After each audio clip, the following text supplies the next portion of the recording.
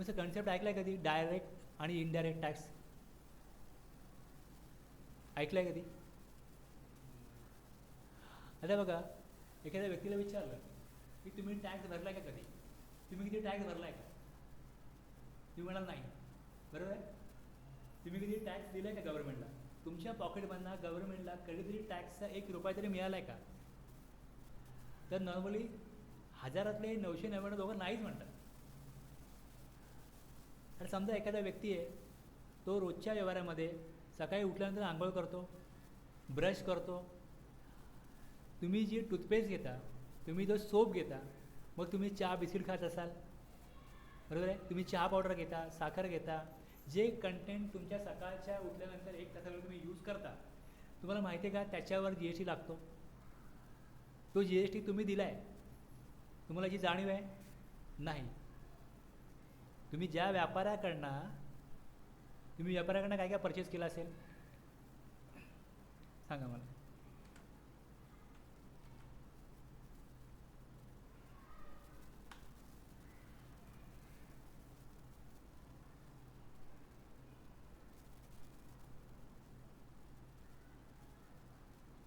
Soap purchase केलं, बरोबर आहे.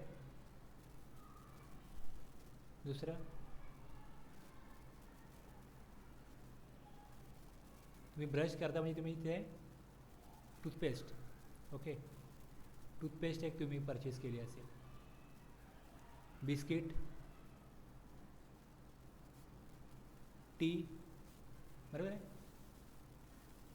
प्लस आपण जे काय कपडे यूज करतो ते आहे. या बऱ्याच गोष्टीवरती जो व्यापारी तुम्हाला हे सेल करत असेल, तो तुमच्या इन्व्हॉइसमध्ये तुम्हाला इन्व्हॉइस देतो देत नाही. लोकांना याबाबत काय अवेअरनेस नसतो की आपण जे काय परचेस केलं आहे त्याचं आपल्याला बिल पाहिजे. बिल जी एस टीचं असेल नसेल, कोण बिल मागत नाही. तुम्ही डीमार्टला जात असाल, तुम्हाला डीमार्टमध्ये बिल मिळतं, त्या बिलावरती जी एस टी लावलेला असतो, फार कोणाच्या लक्षात येत नाही. पण आपण किती रुपये ॲक्च्युली मटेरियलचे दिले आणि किती रुपये त्यावर जी एस टी दिला हे त्याच्यावरती मेन्शन असतं. मग तुम्ही गव्हर्नमेंटला टॅक्स दिला की नाही दिला, ह्याचं उत्तर तुम्ही अगोदर नो म्हटलं होतं, आता ते उत्तर बदलेल की नाही. पण तुमच्या माहितीत नाही आहे की मी गव्हर्नमेंटला टॅक्स दिला आहे, हे तुमच्या अवेअरनेसमध्ये नाही आहे, म्हणून तुम्ही नाही म्हणता. अशा प्रकारे प्रत्येक माणूस, श्रीमंत असो, गरीब असो, अगदी भिकारी असो, जो कोण अशा प्रकारच्या वस्तू, भिकारी पण पैसे कमवतो भीक मागून, म्हणजे तो काहीतरी त्यातनं खरेदी करत असेल. म्हणजे प्रत्येक व्यक्ती जन्माला आल्यापासून मरेपर्यंत जेवढ्या गोष्टी वापरतो त्याच्यावर तो हजारो लाखो रुपये टॅक्स हा पे करत असतो, पण त्याच्या नकळत. मग टॅक्स पे केला जातो, गव्हर्नमेंटला टॅक्स मिळतो. तो कशा प्रकारे मिळतो? डायरेक्टली मिळत नाही, इनडायरेक्टली मिळतो, म्हणून त्याला इनडायरेक्ट टॅक्स म्हणतात. म्हणून जी एस टी हा इनडायरेक्ट टॅक्स आहे. पण ज्यावेळेस तुम्हाला विचारलं जातं की तुम्ही टॅक्स देतात, तर एखाद्या व्यक्तीला जर का ठराविक लिमिटच्या वरती इन्कम असेल तर ते इन्कम टॅक्स भरत असतात. मग ते उत्तर यस देतात. त्या व्यक्तीला विचारलं, मग तुम्हाला कोण टॅक्स भरणारे व्यक्ती माहिती आहेत का? ते म्हणतात हां, माझा मोठा भाऊ आहे, तो रिलायन्सला कामाला आहे, तो भरतो टॅक्स. आमचे वडील भरायचे टॅक्स, काका आमचे भरतात टॅक्स. रिटायर्ड झाले, पहिले ते जेव्हा जॉब करत होते म्हणजे वडील किंवा काका, ते भरतात टॅक्स, टॅक्स पहिले भरायचे, असे लोक सांगतात. म्हणजे इथे तुम्हाला अभिप्रेत काय? डायरेक्ट टॅक्स भरायचे म्हणजे मग सी एकडे जायचे, मग त्याला सी ए सांगायचा की एवढी अमाऊंट तुम्हाला द्यायची आहे किंवा तुमचा एवढा रिफंड आहे तो तुम्हाला मिळेल, तुमच्या कंपनीने जास्त टॅक्स तुमचं डिडक्ट केला आहे, टी डी डिडक्ट जास्त केला आहे. या प्रकारे त्यांच्या कम्युनिकेशनमध्ये समजायचं की ते जे बोलत आहेत ते डायरेक्ट टॅक्सबद्दल बोलत आहेत, ते इन्कम टॅक्सबद्दल बोलत आहेत. इन्कम टॅक्स हा त्या व्यक्तीला, त्या व्यक्तीवर लागतो, त्या पर्सनवर लागतो. एखादी कंपनी आहे तिच्यावर लागतो, एखादी पार्टनरशिप फर्म आहे तिच्यावर लागतो, तुम्ही इंडिव्हिज्युअल आहात तुमच्यावर लागेल. हा डायरेक्ट टॅक्स आहे. त्यामुळे 2 कॅटेगरी टॅक्सच्या, एक डायरेक्ट टॅक्समध्ये एक्झाम्पल म्हणून आपण घेऊ इन्कम टॅक्स, दुसरं इनडायरेक्ट टॅक्सचं एक्झाम्पल काय? G S T.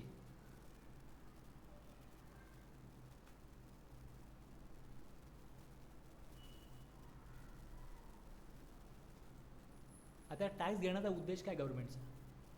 आपण टॅक्स कोणाकडे जमा करतो? टॅक्स कोणाला मिळतो? गव्हर्नमेंटला मिळतो. गव्हर्नमेंट टॅक्स घेऊन काय करतो? कुठलंही राज्य आहे, स्टेट आहे, बरोबर आहे. आपला देश हा राज्यांमध्ये आपला विभागला गेला आहे. तर जो टॅक्स, काही टॅक्स असे आहेत की जे सेंट्रल गव्हर्नमेंटला मिळतात, काही टॅक्स जे आहेत ते स्टेट गव्हर्नमेंटला मिळतात. आता जी स्टेट्स आहेत, प्रत्येक स्टेटचं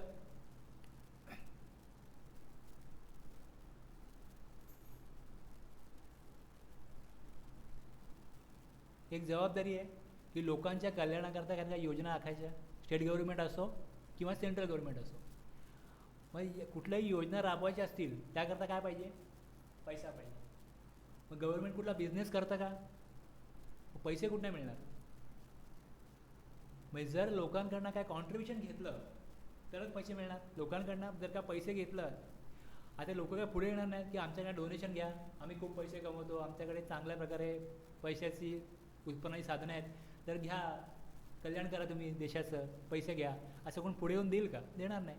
मग लोकांकडनं पैशाची वसुली करायची, लोकांकडनं त्यांच्यावरती एक बर्डन जबरदस्ती दिलं जातं, त्याला बर्डन म्हटलं जातं. कोणाची इच्छा नसते, कोण स्वखुशीने देत नाही. टॅक्स म्हणजे काय? एक बर्डन आहे लोकांवर टाकलेलं गव्हर्नमेंटनी. आता हे कोणावर दिलं जातं? जे जास्त पैसे कमवतात. इन्कम टॅक्सचं कसं आहे, जे जास्त पैसे कमवतील ते जास्त टॅक्स देतील, पण त्यातून काय तेवढ्या सुधारणा करता येणार नाही गव्हर्नमेंटला. मग त्यांनी इंडियाला टॅक्स आणला की जे आपण गुड्स किंवा सर्व्हिसेस जे लोक घेतील किंवा ज्याला दिल्या जातील त्याच्यामार्फत काय करायचं? टॅक्स कलेक्ट करायचं. मग हे एक बर्डन आहे लोकांवरती गव्हर्नमेंटने दिलेलं. पण त्याचा उद्देश काय? आपलं राज्य आहे, आपला देश आहे, त्यामध्ये अशा काही योजना किंवा अशा काही सुधारणा करायच्या जेणेकरून त्याचा लोकांना फायदा होईल. म्हणजे रस्ते, वीज, पाणी हे आपण मुख्य बघतोच या गोष्टी. हे निवडणुका होत्या त्यात हेच प्रश्न असतात की आम्ही सगळीकडे वीज पोहोचू, सगळ्यांना शिक्षण देऊ, सगळ्यांना नोकऱ्या देऊ, ह्या सगळ्या गोष्टी असतात. ह्याच्याकरता काय लागतो? पैसा लागतो.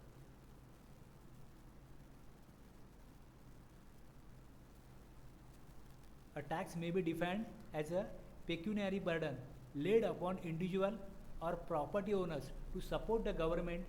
A payment exacted, पेमेंट वसूल केलं जातं, कोण आनंदाने देत नाही, बाय लेजिस्लेटिव्ह ऑथॉरिटी. आता याचा अर्थ काय? लेजिस्लेटिव्ह ऑथॉरिटी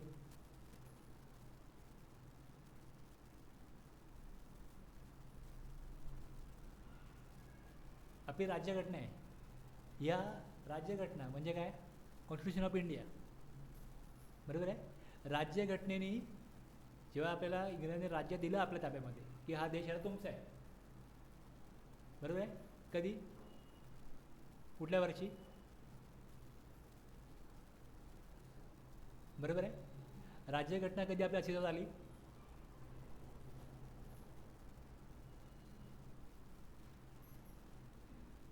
मग ह्या देश तुम्हाला दिला तुमच्या ताब्यामध्ये, देश कसा चालवायचा, मग ह्याचे काय नीतिनियम पाहिजेत की नको? मग ते जे नीतिनियम आहेत ते आपल्या राज्यघटनेमध्ये आहेत. देश कशा प्रकारे चालवला जाईल, राज्याला कुठले अधिकार असतील, राज्य कुठल्या प्रकारचे टॅक्स वसूल करेल, महानगरपालिका, नगरपालिका, म्युन्सिपाल्टी आहे ना. आपण एक आपल्याकडे तीन भागीदार आहेत टॅक्समध्ये. एक लोकल अथॉरिटी ज्यामध्ये काय येतं? म्युन्सिपाल्टी किंवा नगरपालिका, महानगरपालिका, मग स्टेट आहे आणि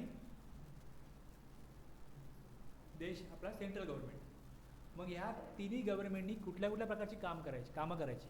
नगरसेवकांनी कुठली कामं करायची, आमदारांनी कुठली कामं करायची, खासदारांनी कुठली कामं करायची, मग त्यांच्या जबाबदाऱ्या काय, त्यांचे अधिकार काय, पंतप्रधानांचे अधिकार काय, मुख्यमंत्र्यांचे अधिकार काय, जबाबदाऱ्या काय, हे सगळं डिफाईन केलं गेलं. म्हणजे पहिले आपला प्राईम लॉ कुठला आहे? Constitution of India. राज्यघटना ही आपलं पहिला प्राईम लॉ आहे. मग त्याच्यामध्ये दिल्याप्रमाणे देश चालवायचा. हे सगळं करण्यामध्ये काही वर्ष गेली. त्याच्यानंतर राज्यघटना अस्तित्वात आली आणि त्याच्यामध्ये टॅक्स कलेक्शन आणि लोकांचे इतर अधिकार काय असतील, नागरिकांचे अधिकार काय असतील, जबाबदाऱ्या काय असतील, हे सगळं डिफाईन केलेलं आहे राज्यघटनेत. त्यामुळे लेजिस्लेटिव्ह ऑथॉरिटी, ज्या ऑथॉरिटीला जो अधिकार आहे त्याप्रमाणे ते टॅक्स तुमच्याकडनं कलेक्ट करणार. पाणीपट्टी आपण कोणाकडे भरतो? जी ऑथॉरिटी आहे, सिडको आहे, नगरपालिका आहे, ते काय करतात? पाणीपट्टी कलेक्ट करतात, प्रॉपर्टी टॅक्स कलेक्ट करतात, त्यांचा अधिकार आहे. मग हे कुठे लिहिलं आहे? जो कुठला कायदा आहे, मुख्य कायदा कुठला आहे? Constitution of India. त्याच्यामध्ये दुसराही कायदे तुम्ही बनवा. तुम्हाला ज्यावेळेस टॅक्स कलेक्ट करायचा आहे त्यावेळेस तुम्ही दुसरे कायदे बनवा आणि त्या कायद्यानुसार तो टॅक्स तुम्ही कलेक्ट करा. मग कायदे काय आहेत, त्यातले नियम काय आहेत, हे सगळ्यांना माहिती असतं. त्याचा अभ्यास सगळे करू शकतात. म्हणजे एखादी गोष्ट कायद्यानुसार योग्य आहे की नाही हे कायद्यात दिलेलं असतं. तुम्ही जर ट्रेन चालू आहे आणि तुम्ही चेन ओढली, त्या चेनचा उद्देश काय? इमर्जन्सीमध्ये ट्रेन थांबवायची असेल तर चेन ओढा. पण ते लिहिलेलं असतं की जर तुम्ही विनाकारण जर का ती चेनचा वापर करता तर तुम्हाला किती फाईन होऊ शकेल, बरोबर आहे. आता याच्यामध्ये जो कुठला कायदा असेल, असे वेगवेगळे कायदे आहेत, त्या कायद्यानुसार त्यामध्ये ती फाईन डिफाईन केलेली असते. ते कुठला नियम असेल, रूल असेल, त्यात त्या डिफाईन केलेलं असतं. तुम्ही सिग्नल तोडला, तुमच्याकडनं किती रुपये फाईन घेता येईल, लायसन नसेल किती रुपये फाईन घेता येईल, तुम्ही ट्रेनमधनं विना तिकीट प्रवास करता किती रुपये फाईन तुमच्याकडनं घ्यावी, हे सगळं त्या कायद्यानुसार चालतं. जो व्यक्ती आहे त्याला ऑथॉरिटी दिलेली आहे की सिग्नल तोडला तर पकडायला, ज्याला ऑथॉरिटी दिलेली आहे तो त्याच्या मनाची इच्छा होईल तेवढी फाईन नाही घेऊ शकत. किंवा एखाद्या व्यक्तीने चोरी केली म्हणून त्याला फाशी नाही होऊ शकत. प्रत्येकाचे काय आहेत? कायदे बनवले गेले आणि त्या कायद्यानुसार. आता कायदे आपण का बनवतो? आपला विषय आहे GST किंवा इन्कम टॅक्स, बरोबर. आपला विषय आहे GST. मग आपण आता जस्ट एक तुम्हाला मी बॅकग्राऊंड म्हणून सांगितलं की कायदे का बनवले जातात. तसा इथे आपला उद्देश आहे आपल्या देशामध्ये व्यवस्था निर्माण करण्याकरता पैसा पाहिजे, तो पैसा आपल्याला टॅक्समधनं कलेक्ट करायचा आहे. मग तसे इतर कायदे का बनवले जातात? ते देशामध्ये व्यवस्था राहावी आणि त्या व्यवस्थेमधनं सगळ्यांचं जीवन पुढे जावं म्हणून कायदे बनवले जातात. जोपर्यंत हुंडाबळी होत नव्हते तोपर्यंत त्याबद्दल कायदा नव्हता. जेव्हा तशा घटना घडायला लागल्या मग तो कायदा आला. जेव्हा गाड्यांचं ॲक्सिडेंट होत नव्हतं तेव्हा मोटार वाहन कायदा नव्हता. जेव्हा ॲक्सिडेंट व्हायला लागले त्यानुसार मग कायद्यामध्ये काय करायला लागले? कायदा बनवायला लागतो. मग कायद्यामध्ये जसं गरज पडते त्यानुसार त्याच्यामध्ये वेगवेगळ्या तरतुदी प्रोव्हिजन ह्या कराव्या लागतात, बरं. आपण एखादा लॉ स्टडी का करतो किंवा लॉ बनतोच का? तर काहीतरी एक गोल आहे, ऑब्जेक्टिव्ह आहे, तो अचीव करण्याकरता लॉ बनवला जातो. पण उद्देश हाच आहे की देशातल्या प्रत्येक माणसाचं जीवन सुसह्य व्हावं म्हणून कायदा बनवला जातो. प्रत्येक गोष्ट ही पैशाने होत नाही, बाकीच्या पण गोष्टी असतात, त्यामुळे वेगवेगळे कायदे बनवले जातात. आपला जो कायदा आहे, लॉ आहे, तो संदर्भात आहे टॅक्सबद्दल, पैशाबद्दल. डायरेक्ट टॅक्स आहे आणि इनडायरेक्ट टॅक्स आहे. ओके, इथे बॅकग्राऊंडचा पार्ट होता म्हणून थोडंसं मी इतर आव्हानांचं थोडंसं बोललो. ठीक आहे, टॅक्सचा बॅकग्राऊंड कर. मी मुळात टॅक्सचं अंडर कशा करता, जसं डायरेक्ट टॅक्स आणि इनडायरेक्ट टॅक्स आहे. हे आपण बघितलं आता की direct tax kind of charge कुठल्या प्रकारचा आहे? तर तो फिनान्शियल चार्ज. जसं एखाद्याला 6 वर्ष तुरुंगवास हा वेगळ्या प्रकारचा चार्ज झाला. A kind of charge which is imposed directly on the taxpayer and paid directly to the government by the person on whom it is imposed. A direct tax is one that cannot be shifted. आता हे महत्त्वाचं आहे की direct tax हा shift होत नाही. जर तुम्ही इन्कम अर्न केलं आहे तर तुमच्यावरती इन्कम टॅक्स लागेल. पण ज्यावेळेस एखादा व्यापारी जेव्हा विकण्याकरता काही मटेरियल परचेस करतो, ते कोणाकडनं परचेस करतो? समजा ट्रेडर आहे, समजा एक दुकान आहे, तिकडे काय वस्तू मिळतात, तो कोणाला परचेस करेल? डिस्ट्रीब्युटरकडनं. डिस्ट्रीब्युटर कोणाला परचेस करेल? मॅन्युफॅक्चररकडनं. समजा सोप आहे तर सोप जी कंपनी बनवते ती आपले डिस्ट्रीब्युटर नेमते. प्रत्येक जिल्ह्यामध्ये, शहरामध्ये, विभागामध्ये डिस्ट्रीब्युटर असतात. त्या डिस्ट्रीब्युटरकडनं मग समजा डीमार्टला मटेरियल घ्यायचं आहे तर डीमार्ट कोणाकडनं घेईल? डिस्ट्रीब्युटरकडनं घेईल. डिस्ट्रीब्युटर कोणाकडनं घेईल? मॅन्युफॅक्चररकडनं घेईल. आता ज्या वेळेस मॅन्युफॅक्चरर टॅक्स जे सोप आहे ते ज्यावेळेस डिस्ट्रीब्युटरला सेल करेल. त्यांनी सेल केला, त्याला टॅक्स कलेक्ट करावा लागेल, बरोबर आहे. डिस्ट्रीब्युटर सेल कोणाला करेल? डीमार्टला. मग तो डीमार्टला जेवढा माल विकेल त्याच्यावर तो काय करायला लागेल, त्याला काय करायला लागेल, टॅक्स कलेक्ट करायला लागेल. त्याच्यानंतर त्याच्याकडनं आपण घेणार कस्टमर म्हणून, कन्झ्युमर म्हणून आपण तो सोप कन्झ्युम करतो. तर या केसमध्ये काय होतं की मॅन्युफॅक्चरर, डिस्ट्रीब्युटर आणि जो ट्रेडिंग करतो कन्झ्युमरला, ह्याच्यामध्ये सगळा टॅक्स हा कन्झ्युमरलाच बेअर करायला लागतो. कन्झ्युमरकडनंच अल्टिमेटली टॅक्स जातो. जो टॅक्स मॅन्युफॅक्चररनी कलेक्ट केला डिस्ट्रीब्युटरकडनं, बरोबर आहे. डिस्ट्रीब्युटर काय करतो, तो जेव्हा परचेस करतो त्याच्यावर त्याने टॅक्स केला आहे, मॅन्युफॅक्चररला पे केला आहे. एक्झाम्पल दाखवू.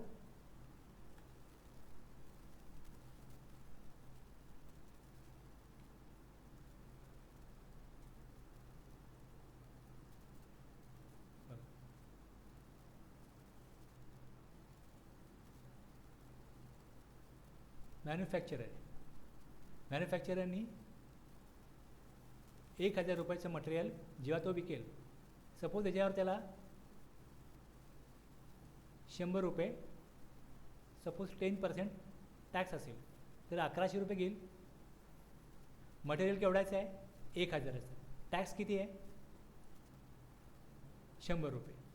आता मॅन्युफॅक्चरर काय करेल, हे 1,000 रुपयाची जी वस्तू आहे 1,000ची, ती त्याला 1,200ला विकायची, बरोबर आहे. 1,200ला विकायची. त्यांनी 1,000वरती 100 रुपये टॅक्स दिला. जेव्हा तो 1,200ला विकेल तेव्हा त्याच्यावर त्याला 120 रुपये टॅक्स लावायचा आहे. म्हणजे याची वस्तू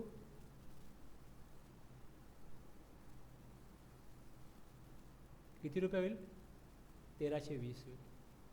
आता हा जो 100 रुपये टॅक्स आहे जो मॅन्युफॅक्चररनी कलेक्ट केला कोणाकडनं? डिस्ट्रीब्युटरकडनं, तो गव्हर्नमेंटला जमा करेल. आणि जो टॅक्स डिस्ट्रीब्युटरनी मॅन्युफॅक्चररला दिला तो किती आहे? 100 आहे. आणि त्यांनी पुढे जेव्हा ट्रेड केला तो 120ला विकला. या 120 रुपये तो गव्हर्नमेंटला जमा नाही करणार डिस्ट्रीब्युटर, तो 100 रुपये त्यातनं कमी करेल आणि 20 रुपये जमा करेल. कारण 100 रुपयाचा टॅक्स काय केला आहे त्यांनी मॅन्युफॅक्चररला दिला आहे. जर डिस्ट्रीब्युटरकडनं याच प्रकारे पुढे 1,200ची किंमत 1,300 होईल, 1,400 होईल. आणि अल्टिमेटली जेव्हा कन्झ्युमर ती वस्तू घेतो तेव्हा हे 100 रुपये पण कन्झ्युमरला द्यावे लागणार आहेत. हे 20 रुपये वरचे आहेत ते पण कन्झ्युमरला द्यावे लागणार आहेत. आणि पुढे जशी कॉस्ट वाढत जाईल ती सगळी अमाऊंट ही कोणाकडनं? कन्झ्युमरकडनंच गव्हर्नमेंटकडे जमा होते. ह्याला म्हणतात बर्डन शिफ्ट होतं. पहिल्या व्यक्तीने टॅक्स कलेक्ट केला, जेवढा कलेक्ट केला तेवढा जमा केला, जेवढा दिला होता तो त्यांनी काय केला, आपल्या पॉकेटमधून जो टॅक्स गेला आहे तेवढा त्यांनी गव्हर्नमेंटकडे जमा नाही केला. जो त्यांनी एक्स्ट्रा घेतला आहे 20 रुपये तेवढाच जमा केला. म्हणजे मॅन्युफॅक्चररला, डिस्ट्रीब्युटरला, ट्रेडरला या तिघांनाही आपल्या पॉकेटमधनं टॅक्स द्यावा लागत नाही. पण ज्या वेळेस ते परचेस करतात तेव्हा टॅक्स द्यावा लागतो. पुढे सेल केल्यानंतर टॅक्स कलेक्ट करतात आणि ज्यावेळेस त्यांना टॅक्स भरण्याची वेळ येते तेव्हा त्यांनी जो टॅक्स दिला आहे, जी वस्तू सेल केली त्याच्यावरती, ती अमाऊंट ते कमी करून फक्त जेवढा कलेक्ट केला आहे तेवढाच भरतात. ह्याला म्हणतात बर्डन शिफ्ट झालं.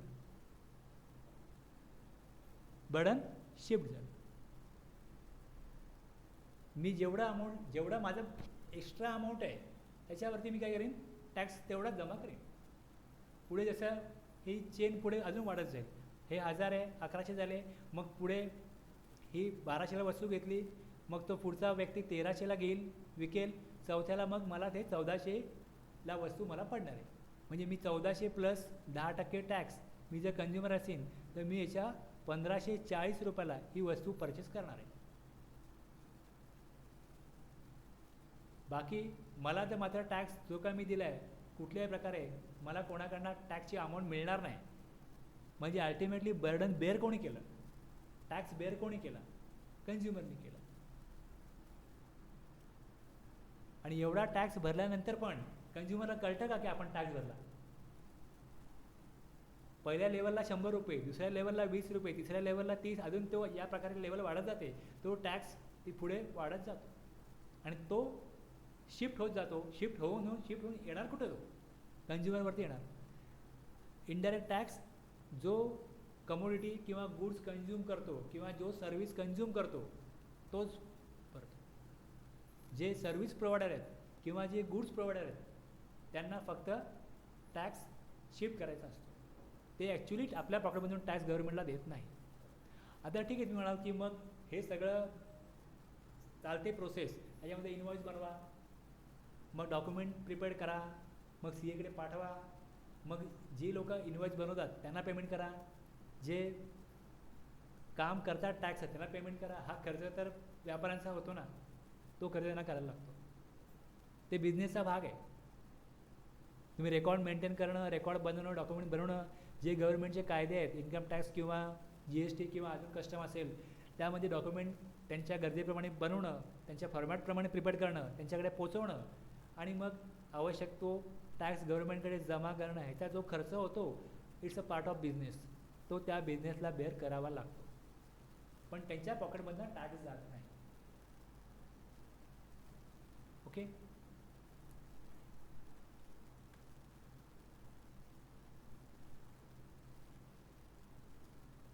मी वाचाल तुम्हाला ह्याच गोष्टी कळेल याच्यामधनं की indirect tax, if the tax payer is just a conduit and at every stage the tax incidence is passed on till it finally reaches the consumer who really bears the brunt of it. Such tax is indirect tax, and indirect tax is one that can be shifted by the taxpayer to someone else. एका लेवलला tax pay केला जातो पण त्याच्या पॉकेटमधनं जात नाही. Next लेवलला तो सेल करेल, टॅक्स शिफ्ट होईल. नेक्स्ट लेवलला अजून पुढे सेल होईल, टॅक्स शिफ्ट होईल.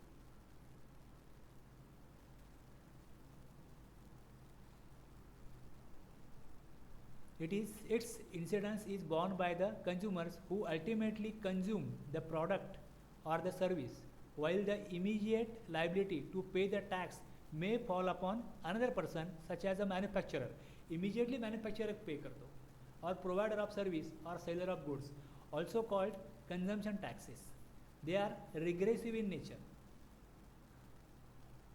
आता इन्कम टॅक्स जो आहे तो प्रोग्रेसिव्ह इन नेचर आहे आणि GST आहे हा रिग्रेसिव्ह इन नेचर आहे. काय फरक आहे याच्यामध्ये? प्रोग्रेसिव्ह आणि रिग्रेसिव्हमध्ये फरक काय? तुम्ही जर जास्त इन्कम अर्न कराल तर तुम्हाला जास्त टॅक्स भरायला लागेल. तुम्ही इन्कम टॅक्समध्ये बघाल तर तुम्ही जर 5 लाखापर्यंत इन्कम अर्न करत असाल, इन्कम टोटल इन्कम तुमचं आहे ते 5 लाखाच्या आत असेल. समजा एखाद्याने 15 लाखाचा माल विकला, 20 लाखाचा माल विकला आणि परचेस केला 18 लाखाला, इन्कम किती होईल त्याला? 2च लाख होईल ना. असं इन्कम किती झालं? जर 5 लाखाच्या आतमध्ये असेल तर त्याला टॅक्स लागत नाही. 5 लाखाचे ते 10 लाख जे इन्कम करतो त्याच्यावर 20% टॅक्स लागतो आणि 10 लाखाच्या वरती इन्कम टॅक्स 30% लागतो. हा झाला प्रोग्रेसिव्ह. जास्त इन्कम अर्न करतो ना जास्त टॅक्स द्या. पण इंडिरेक्ट टॅक्समध्ये तसं नाही. रिग्रेसिव्ह इन नेचर म्हणजे जो व्यक्ती 5 रुपये कमवतो, जो 50 रुपये कमवतो, जो 500 कमवतो, 5000 50 किती पण कमवतो, ज्या वेळेस तो 5 रुपयाचा बिस्किटचा पुडा घेतो त्याला तोच टॅक्स लागतो जो भारतामध्ये सगळ्यात श्रीमंत माणूस आहे मुकेश अंबानी, त्याला जो टॅक्स लागेल तोच टॅक्स एखाद्या भिकाऱ्याला पण लागेल.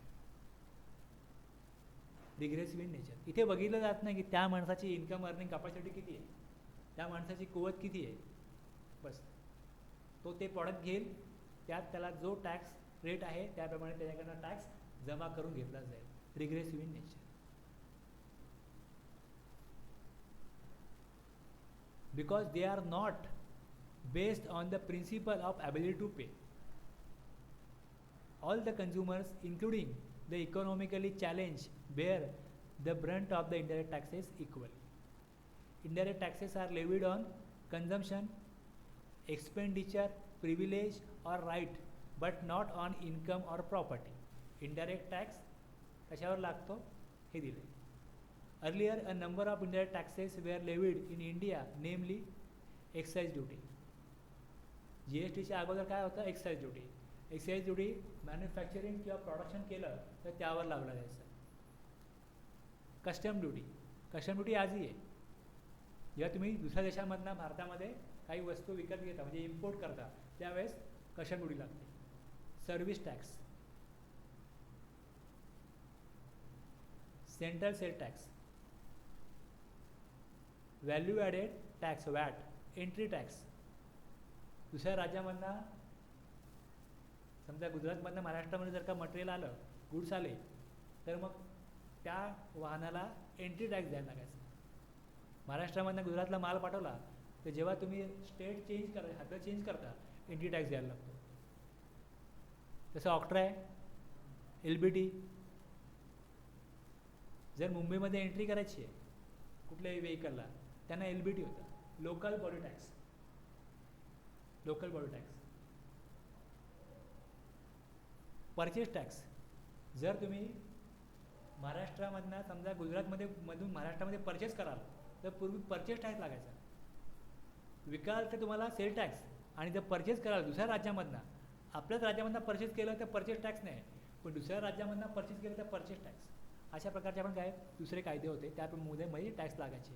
Entertainment tax, tax on lottery, betting and gambling, luxury tax, tax on advertisements.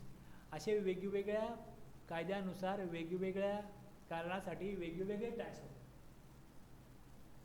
बरोबर आहे. मग आता ह्याच्यावर टॅक्स नाही आहे का? आता ऑक्ट्रा नाही आहे का? आता LBT नाही आहे का? तर नाही आहे. आता एकच टॅक्स घेतला जातो की तुम्ही गुड्समध्ये डील कराल किंवा सर्व्हिसमध्ये पण डील कराल, दोन्हीमध्ये तुम्ही डील कराल तर एकच टॅक्स आहे, गुड्स अँड सर्व्हिसेस टॅक्स. बाकी सगळे जे बरेचसे टॅक्स आहेत, पुढे लिस्ट आहे आपल्याकडे, कुठले कुठले टॅक्स रद्द केले गेले GST आल्यानंतर हे आपल्याला लिस्ट पुढे. त्यामुळे असं म्हटलं जातं की indirect taxation in India witnessed a paradigm shift on July 1, 2017. आता एखाद्या व्यापाराला काय करायचं आहे? बिझनेस करायचा आहे. पण बिझनेस करायचा असेल तर एखादी फॅक्टरी काढायची असेल तर त्याला अराऊंड 80+ परमिशन्स काढायला लागतात. गव्हर्नमेंटच्या वेगवेगळ्या डिपार्टमेंटच्याकडनं त्याला 80+ परमिशन्स काढायला लागतात. ठीक आहे, एखादा व्यक्ती एकदा काही गोष्टी करेल, पण दर महिन्याला तुम्हाला 7, 8, 10 प्रकारचे जर कॉम्प्लायन्सेस करायला सांगितले तर किती काम वाढलं. म्हणजे बिझनेसचं प्रोडक्शन बघू, डिस्ट्रीब्युशन बघू, मार्केटिंग बघू का, हे अशा प्रकारचे 8-10 प्रकारचे जे कॉम्प्लायन्सेस आहेत ते बघू. कंपनी ॲक्टचे वेगळे कॉम्प्लायन्सेस, इन्कम टॅक्सचे वेगळे कॉम्प्लायन्सेस, आणि GST नव्हता त्यावेळेस एक्साईज, कस्टम, सर्व्हिस टॅक्स, बाकी हे जे जेवढे दिसतात एंट्री टॅक्स, अशा प्रकारचे बरेच प्रकारचे कॉम्प्लायन्सेस हे कंपन्यांना करायला लागायचे. म्हणजे किती हा मोठा पार्ट होता. मग जर का ह्याच्यामधून सुटका पाहिजे असेल, आता एखादी घटना जेव्हा घडते तेव्हा नवीन शोध किंवा नवीन कुठली प्रॅक्टिस, आपली डेव्हलपिंग कंट्री आहे, होत नाही. जवळजवळ अराऊंड 160+ कंट्रीमध्ये GSTचं इम्प्लिमेंटेशन झालं होतं. त्याच्यानंतर भारतामध्ये GST सुरू झालं. बाकीच्या कंट्रीमध्ये ज्यावेळेस मी बघता आपल्याकडे जर प्रोग्रेस व्हायला पाहिजे असेल तर फॉरेन इन्व्हेस्टमेंट आपल्या देशामध्ये व्हायला पाहिजे. आपल्या इकडे वेगवेगळे उद्योग सुरू झाले पाहिजेत, म्हणजे आपल्या इथल्या युवकांना नोकऱ्या मिळतील. बरोबर आहे. ज्यावेळेस पंतप्रधान किंवा फायनान्स मिनिस्टर, जी पद्धत पूर्वीपासून अशी आहे की पंतप्रधान किंवा फायनान्स मिनिस्टर हे वेगवेगळ्या देशात जाऊन तिथल्या इन्व्हेस्टर्सना काही सांगतात किंवा आमच्याकडे या, आमच्याकडे तुम्ही प्लॅन्ट लावा, आमच्याकडे तुम्हाला बिझनेस मिळेल, आम्ही तुम्हाला काय करू, काही सोयी सुविधा देऊ. तर ते विचारायचे की तुमच्याकडे GST आहे का? साहजिक आहे, नाही आहे. तर तुमच्याकडे किती प्रकारचे टॅक्स आहेत? एवढे टॅक्स देत बसणं म्हणजे आमच्या बऱ्याचशा आमची जी मॅनपॉवर आहे किंवा आमची जी शक्ती ती वाया जाते. मी पहिले GST आणा, मग आम्हाला बोलवा. बरेच वर्ष या प्रकारची डिमांड होती की तुम्ही GST आणा. इथे जे व्यापारी आहेत त्यांनाही बऱ्याच प्रकारचे कॉम्प्लायन्सेसमुळे खर्च आणि त्रास होता. सेम जे बाहेरचे इन्व्हेस्टर्स आहेत तेही म्हणायचे की इतके टॅक्स बाकीच्या कंट्रीजमध्ये नाही आहेत, मग तुमच्या कंट्रीत का? ते पहिले काढा, ते कमी करा, मग आम्ही येऊ. त्यामुळे हा जो टॅक्स चालू झाला 1 जुलै 2017 त्याला म्हटलं आहे पॅराडिगम शिफ्ट. अशा प्रकारचे एवढे व्यापक चेंजेस आत्ता यापूर्वी भारतामध्ये कुठल्याही कायद्यामध्ये झाले नव्हते, की एकदम ड्रॅस्टिक चेंज आणायचा, मोठा चेंज आणायचा, की बरेचसे कायदे बंद करायचे आणि एकाच कायद्यामध्ये ते सगळे टॅक्स जे आहेत ते सबस्युम करायचे.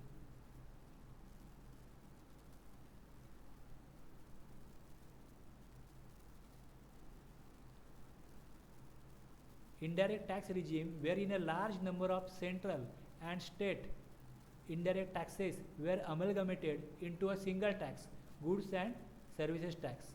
The introduction of GST has been a very significant step in the field of indirect tax reforms in India. Custom duty continues in post GST. Custom ड्युटीचा उद्देशच वेगळा आहे. कस्टम ड्युटीचा उद्देश वेगळा आहे, बाकीच्या टॅक्सचा उद्देश वेगळा आहे. कस्टम ड्युटी का असते माहिती आहे तुम्हाला? कस्टम ड्युटी का असते?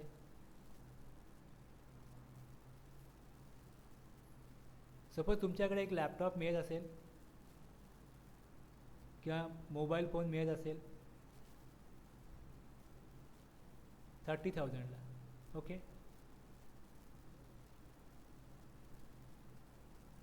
हाच तुम्ही चायनामधनं घ्याल तर तुम्हाला याची कॉस्ट असेल 16,000, 16,000,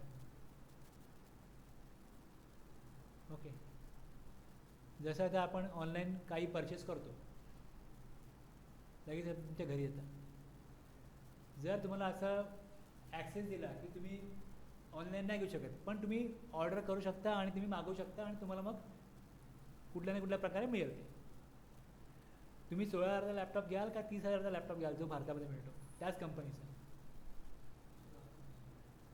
अभिवेदी तुम्ही घ्याल. पण मग ज्या वेळेस तो बोटीने येईल, विमानाने येईल, त्यावेळेस एक गव्हर्नमेंटचं ऑफिस असतं, कस्टम ऑफिस, तिकडे तो येईल. पहिले तिकडे एंट्री होईल. तिकडे एंट्री झाल्यानंतर तिकडे त्याच्यावरती कस्टमच्या रेटप्रमाणे टॅक्स लावला जाईल. तो टॅक्स एवढा लावला जातो की जेवढी वस्तू आहे 100% टॅक्स, 80% टॅक्स, जेणेकरून आपल्याकडे आपल्या मार्केटला ज्या कॉस्टला ती वस्तू मिळते त्याच्या कॉस्ट दुप्पट व्हावी. तुम्ही 16,000 तिथून लॅपटॉप मागवाल तर इकडे तुम्हाला 16,000 ड्युटी लागेल, कस्टम ड्युटी झाले 32,000. तुम्ही म्हणाल 30,000चा भरा आपल्या इकडचा.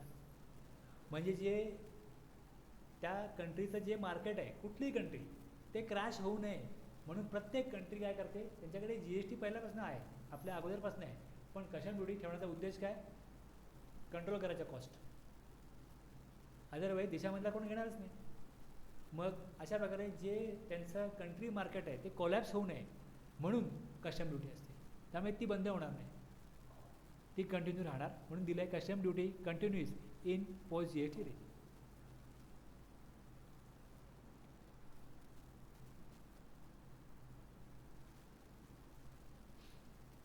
जे वरती डिस्कशन केलं आहे त्याचाच त्यांनी 2 पॉईंट काढून दिले की लक्षात काय घ्यायचं आहे. एक डायरेक्ट टॅक्स आहे आणि इनडायरेक्ट टॅक्स आहे.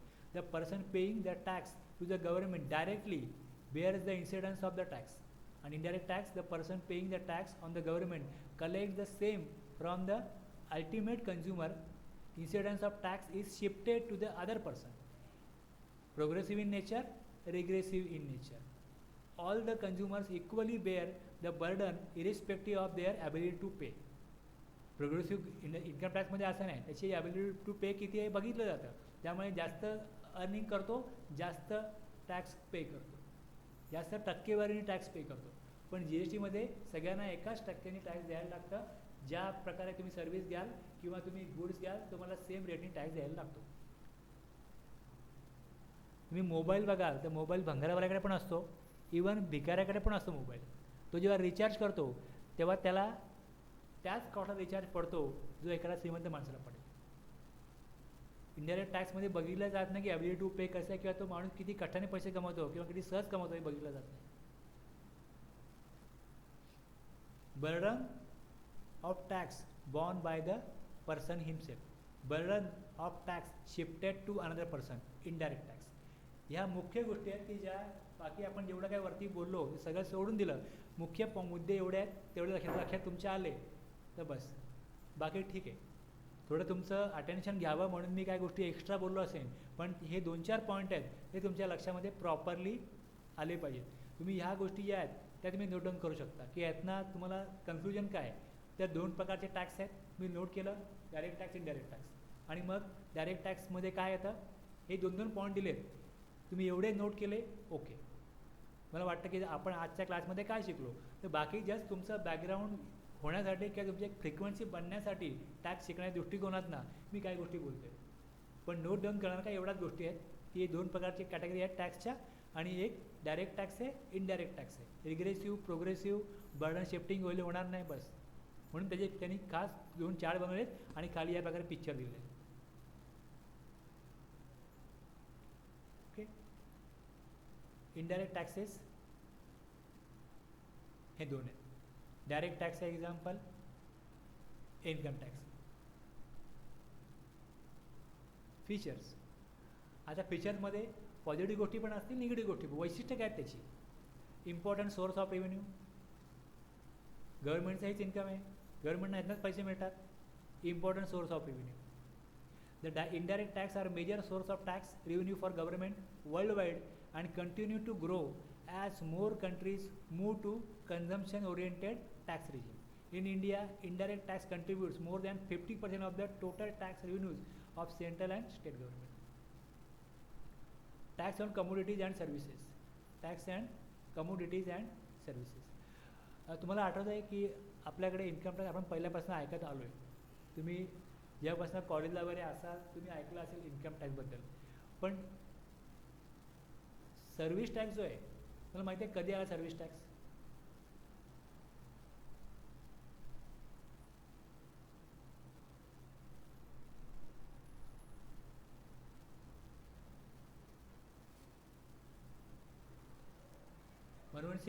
मनमोहन सिंग त्यावेळेस फायनान्स मिनिस्टर होते.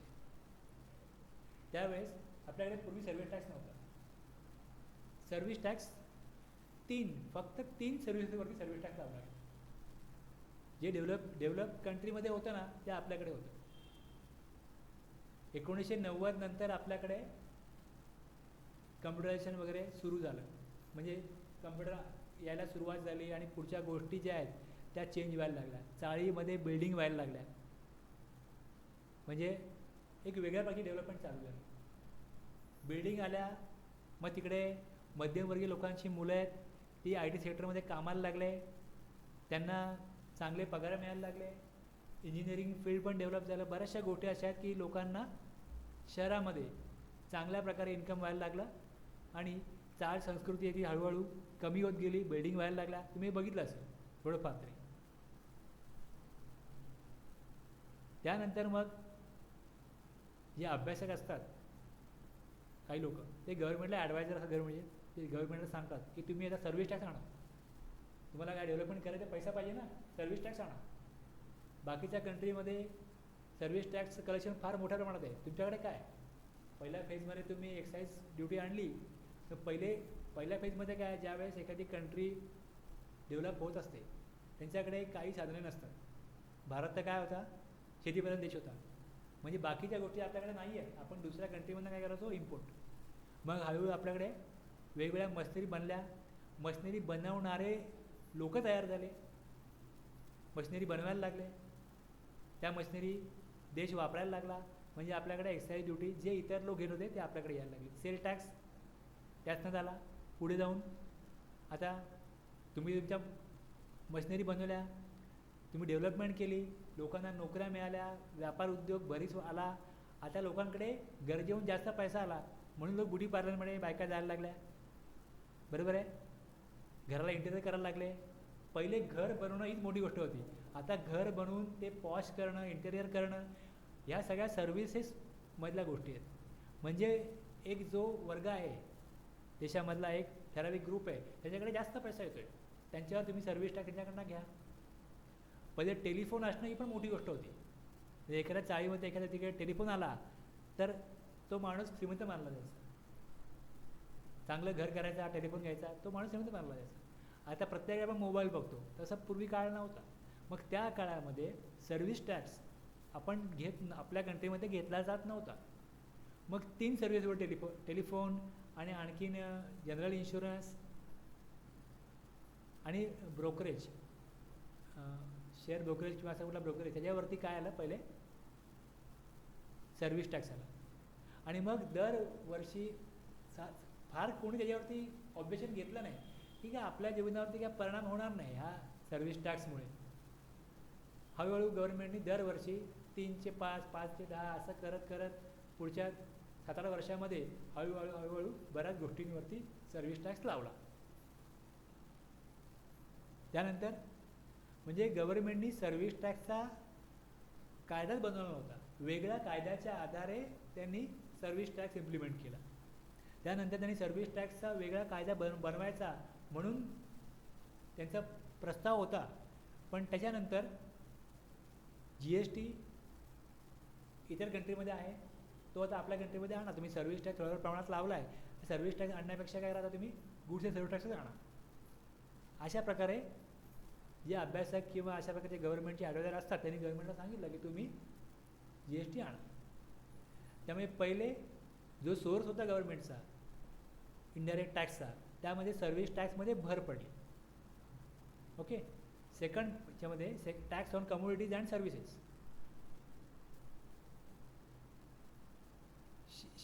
शिफ्टिंग ऑफ बर्डन, हे आपण वरती पण बघितलं. No perception of direct pinch, म्हणजे तुम्हाला कळ लागत नाही ह्या टॅक्स, कळतच नाही ते टॅक्स दिला गेला आहे, हे त्यात एक वैशिष्ट्य आहे. Inflationary, wider tax base, promote social welfare.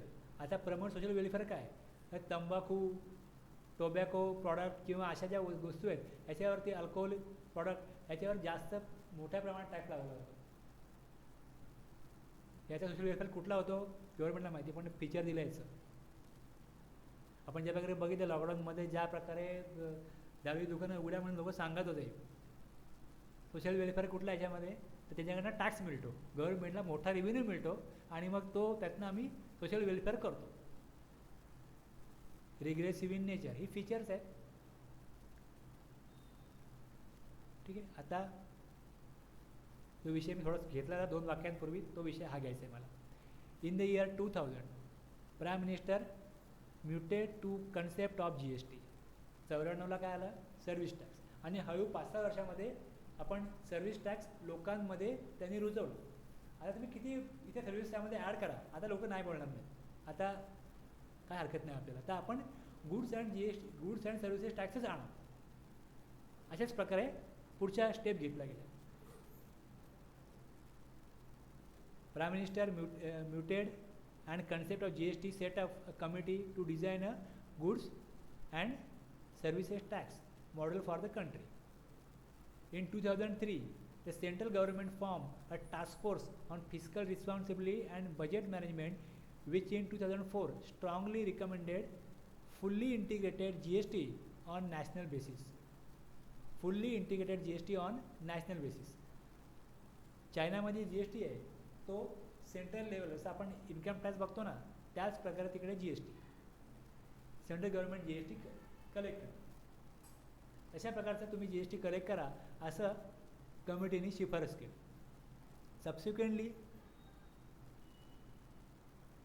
Subsequently then the union finance minister Shri P. Chidambaram, त्यावेळेस काँग्रेसचं गव्हर्नमेंट होतं आणि फायनान्स मिनिस्टर P. चिदंबरम होते. While presenting the union budget 2006-07, budget कधी असतं फेब्रुवारीमध्ये, ज्यावेळेस ते बजेट अनाऊन्स करत होते त्यांनी एक अनाऊन्समेंट केली की GST will be introduce from April 1, 2010.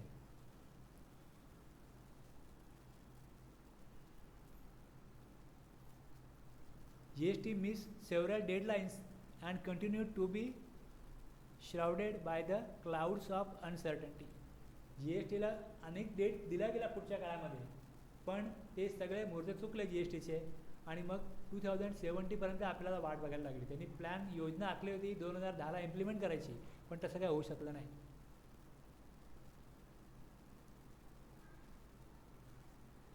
2014ला ज्यावेळेस NDA गव्हर्नमेंट आलं, याच्यामध्ये कसं होतं की जसं तुम्हाला एखादा नवीन कायदा आणायचा आहे तर तुमच्या राज्यघटनेमध्ये बदल करावा लागतो. मग त्याप्रमाणे 2014मध्ये NDA गव्हर्नमेंटनी कॉन्स्टिट्यूशन चेंज करण्याकरता 122nd अमेंडमेंट बिल पार्लमेंटमध्ये आणलं. आता गव्हर्नमेंट आणि पार्लमेंट ह्यात काय फरक आहे? आता मला 2 गोष्टी तुम्हाला विचारायच्या आहेत.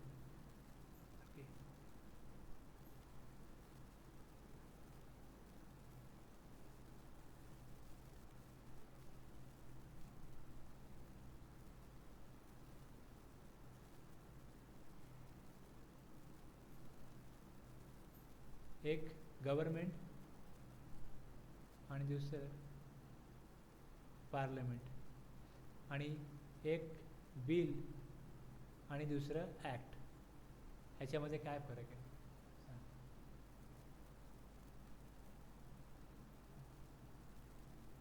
तुम्ही एवढं तुम्हाला माहिती असेल की पहिले निवडणुका होतात, त्याच्यानंतर कुठल्या ना कुठल्या पक्षाचं सरकार येतं, बरोबर आहे.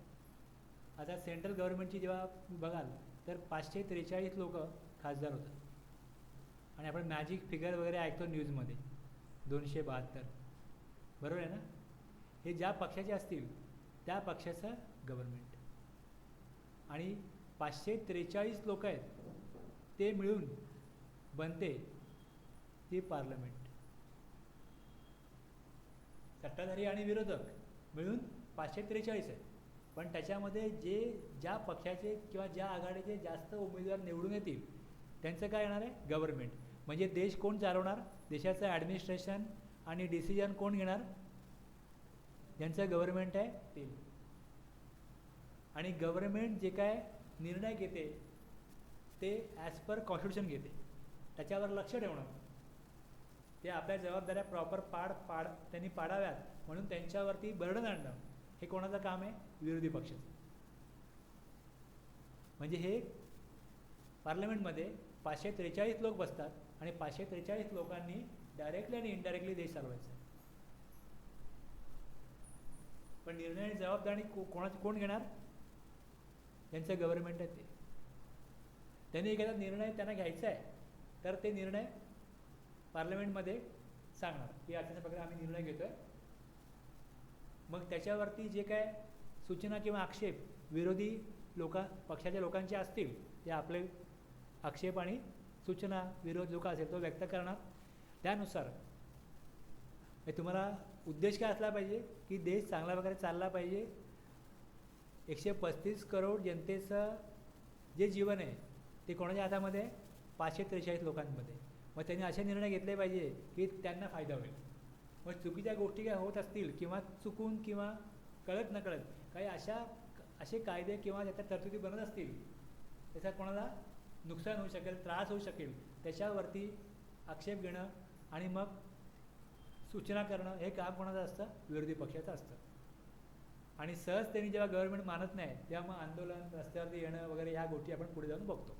पण नॉर्मल फेजमध्ये आपण बघितलं तर राज्यघटनेमध्ये या प्रकारे सांगितलेलं आहे की तुम्ही जसं गव्हर्नमेंटचं काम आहे तसंच मुख्य रोल हा विरोधी पक्षाचा पण असतो, त्या लोकांचा पण असतो की तुम्ही अभ्यास करायचा आणि गव्हर्नमेंटला योग्य सूचना करायच्या जेणेकरून चांगले निर्णय होतील आणि लोकांचा एक कल्याणकारी देश किंवा राज्य आपण बनवू शकू,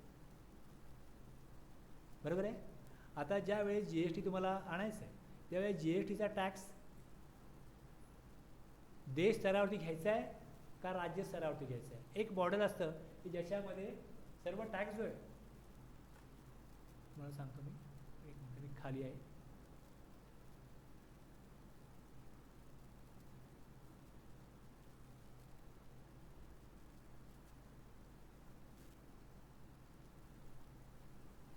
मॉडेलचा पॉईंट खाली एकदम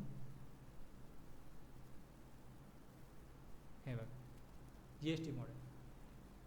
आपल्याकडे ड्युएल GST आहे, पण कुठल्या कुठल्या प्रकारची मॉडेल असू शकतात. तुम्हाला समजा एक बंगला बांधायचा आहे, तुमच्याकडे किती स्क्वेअर फूट जागा आहे, किती एरिया आहे, कशा प्रकारे बंगला पाहिजे, मग तुम्हाला आर्किटेक्ट काय करतो? वेगवेगळ्या डिझाईन तयार करतो. तसं GSTमध्ये तुम्हाला एक मॉडेल कशा प्रकारे असेल? एक national GST, tax levied by centre with sharing of revenue with state, ह्याला म्हणतात नॅशनल GST. अशा प्रकारचा जर का टॅक्स घेतला गेला तर सेंट्रल गव्हर्नमेंट काय घेणार, सगळा टॅक्स स्वतःच्या कंट्रोलमध्ये घेणार आणि नंतर तो राज्याला देणार. आपल्या इथले राज्य ह्याला तयार नव्हती. राज्य म्हणाले आमचा रेव्हेन्यू आम्हाला पाहिजे. मग दुसरा ऑप्शन असतो स्टेट जी एस टी. एक स्टेट जी एस टीमध्ये tax levied by the state and return by the state themselves. सेंट्रलचा त्यामध्ये काय नाही. असं यू एसमध्ये हे मॉडेल काय आपल्याकडे हे पण चालणार नव्हतं. हे सेंट्रलला चालणार नाही. पहिलं मॉडेल जे आहे हे स्टेटला चालणार नाही. तिसरं non corporate dual G S T. Centre levies tax G S T on services and state levies tax on goods. अशा प्रकारची पण एक कल्पना मांडली, पण ही जगामध्ये कुठेच इम्प्लिमेंट होत नाही. जे कुठे सक्सेसफुल नाही ते आपण टेस्ट नाही करू शकत. 135 लोकांच्या जीवनावरती आपण हा खेळ नाही करू शकत. त्यामुळे हाही नको आपल्याला. मग कुठला, तर concurrent dual G S T. Tax levied by centre and state on both goods and services. Brazil, Canada यांच्याकडे या प्रकारचा जी एस टी होता. सेंट्रल आणि म्हणजे एकच टॅक्स असेल पण त्याच्यामध्ये वाटेकरी दोन असतील. एक सेंट्रल आणि दुसरा स्टेट. हा जी एस टी आपल्याला सुटेबल आहे. हे मॉडेल आपल्याला सुटेबल आहे. मग हे मॉडेल अडॉप्ट करायचं असेल तर आपल्या कॉन्स्टिट्यूशनमध्ये अशा प्रकारचे टॅक्सेस आहेत की कुठले टॅक्सेस सेंट्रल गव्हर्नमेंटने घ्यावे आणि कुठले स्टेटने घ्यावे हे वाटी ठरलेले आहेत ॲज पर कॉन्स्टिट्यूशन. पण एका टॅक्समध्ये दोघांनी शेअरिंग करावं अशी आपल्याकडे आपल्या कॉन्स्टिट्यूशनमध्ये प्रोव्हिजन नाही आहे. मग त्यासाठी काय करायला पाहिजे, तशी तरतूद करायला पाहिजे, प्रोव्हिजन करायला पाहिजे.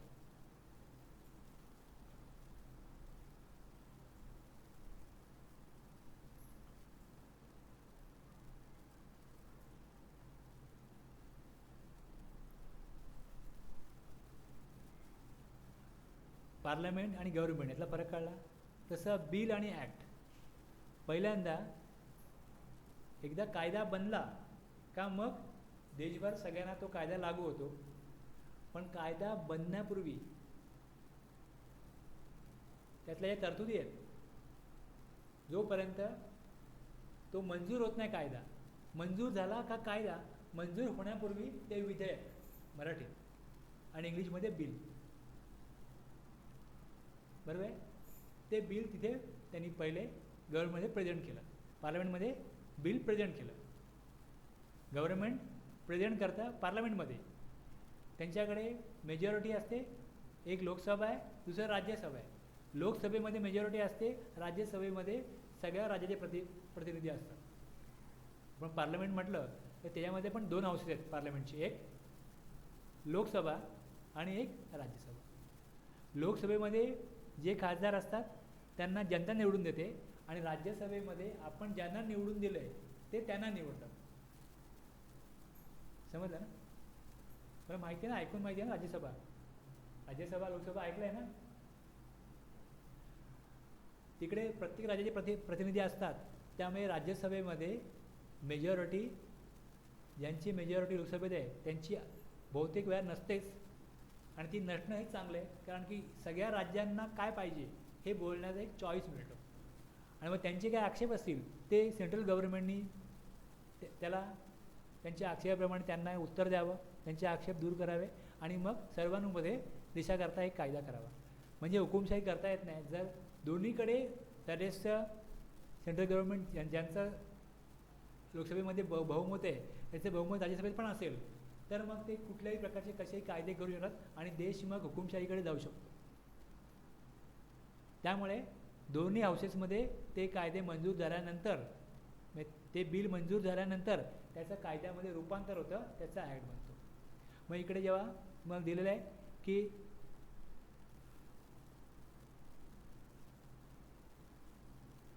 कॉन्स्टिट्यूशन 122वी अमेंडमेंट प्रेझेंट केली गेली आणि ती मंजूर झाल्यानंतर त्याचा कायद्यामध्ये रूपांतर झालं आणि तो जो कायदा बनला तो 101 अमेंडमेंट ॲक्ट 2016. 2016मध्ये ह्याला मंजुरी मिळाली. पहिले 2014मध्ये, पुढे 15मध्ये हे डेट दिल्यात आणि मग फायनली 2016मध्ये ते फायनल झालं आणि 17पासनं मग ते इम्प्लिमेंट झालं. आता 122वी अमेंडमेंट होती आणि 101 ॲक्च्युली अमेंडमेंट. आता 122 आणि 101 ह्या दोनवर तुम्हाला अशा आकड्यामध्ये का फरक पडतो? अगोदरच्या अशा काही अमेंडमेंट होत्या त्या पास नाही होऊ शकल्या, त्या पार्लमेंटमध्ये प्रेझेंट झाल्या. अगोदर समजा हे 122वी होती, ते 121 ज्या 121 जे बिल प्रेझेंट केले गेले त्यातले 100 जे होते तेच कायद्यामध्ये रूपांतरित झाले. बाकी जे तुमच्याकडे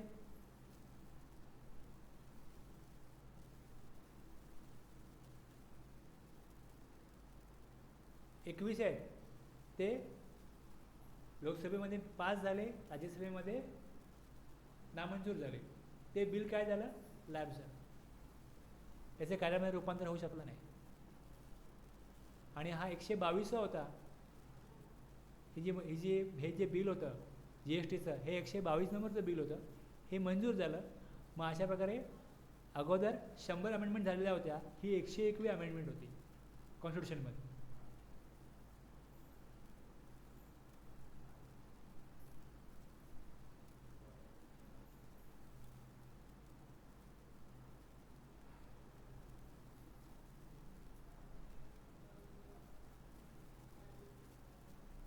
ही अमेंडमेंट झाल्यानंतर प्रत्येक राज्याला टॅक्स लावण्याचा अधिकार होता GSTमध्ये आणि केंद्रालाही अधिकार होता. मग समजा एखादी वस्तू आहे याच्यावरती 10% टॅक्स आहे, 10% टॅक्स आहे. आता आपण काय बघितलं की वन नेशन वन टॅक्स अशा प्रकारचं GSTचं ॲड बघितली, आपण ॲडव्हर्टाईज बघितली. आणि मग लोक काही वस्तू परचेस करायला लागले आणि ज्यांना माहिती होतं की टॅक्स लावलेला असतो काही गुड्सवरती, ते बघितलं त्यांनी बघितलं CGST AGST, CGST AGST 5%. हॉटेलमध्ये गेल्यानंतर तुम्ही बघाल CGST 2.5%, AGST 2.5%. कुठे म्हणाला एक टॅक्स? 2 टॅक्स आहेत. टॅक्स एकच आहे, भागीदार 2 आहेत.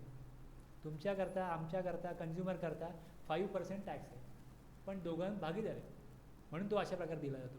आणि आपल्याकडे ड्युअल GST मॉडेल आहे म्हणून मग या प्रकारे केला जातो. एकच टॅक्स लावला असता आणि त्यात सेंट्रल गव्हर्नमेंटने आणि स्टेट गव्हर्नमेंटनी जर का त्यांचं जे काही शेअरिंग आहे ते केलं असतं तर जनतेवरती अशा प्रकारे 2 टॅक्स रेकॉर्ड करायची, हिशोब करायची वेळ आली नसती.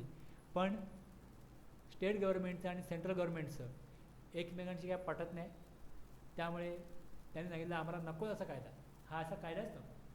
काही राज्यांमध्ये जे सेंट्रलमध्ये यांचं गव्हर्नमेंट असतं त्याच पक्षाचं गव्हर्नमेंट स्टेटमध्ये असतं, पण जिकडे नसतं त्या स्टेटना तर हे नकोच होतं. एकंदरीत वेगवेगळे लोकांचे जे ओपिनियन होते राज्यकर्त्यांचे, म्हणून आपल्याकडे अशा प्रकारचा टॅक्स आला. आणि म्हणून मग आपल्याला ड्युअल GST असल्यामुळे CGST आणि AGST अशा प्रकारे काय करायला लागला. आता ज्यावेळेस तुम्ही CGST आणि AGST असं बघता त्यावेळेस जसं पहिले मंजुरी मिळाली की तुम्ही अशा प्रकारे टॅक्स कलेक्ट करू शकता, पण त्याचा तुम्हाला काय करायला लागेल, परत कायदा बनवावा लागेल. पहिली अमेंडमेंट कुठे झाली? पहिली अमेंडमेंट झाली कॉन्स्टिट्यूशनमध्ये. आता पुढच्या अमेंडमेंट कुठे होणार होतात किंवा पुढचं नवीन बिल कशाबद्दल आणायला पाहिजे होतं? तर GST बिल. मग जेवढी स्टेट आहेत तेवढ्या स्टेटमध्ये त्यांचा GST बिल येणार. प्रत्येक स्टेट म्हणजे तुम्ही अगोदर वॅट जेव्हा गव्हर्नमेंट घेत होती स्टेट गव्हर्नमेंट, तेव्हा पहिले वॅटचा पण कायदा आणण्यापूर्वी वॅटचं पण बिल आलं स्टेटमध्ये, बरोबर आहे. म्हणजे आपल्याकडे काय असतं, स्टेटमध्ये विधानसभा असते, बरोबर आहे. मग विधानसभेमध्ये काय केलं जातं, हे सत्र असतं, त्या सत्रामध्ये नवीन कायदे किंवा सुधारणा असतात, त्याचं मंजुरी घेतलं जातं.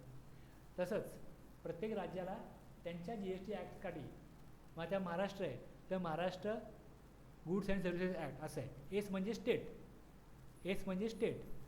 बिहार आहे तर बिहार काय करेल, Bihar goods and services act. गुजरातमध्ये गुजरात